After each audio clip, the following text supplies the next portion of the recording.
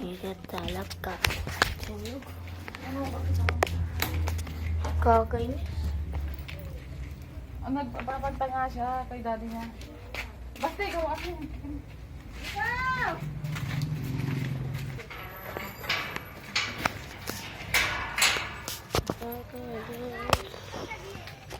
I'm ready to watch it.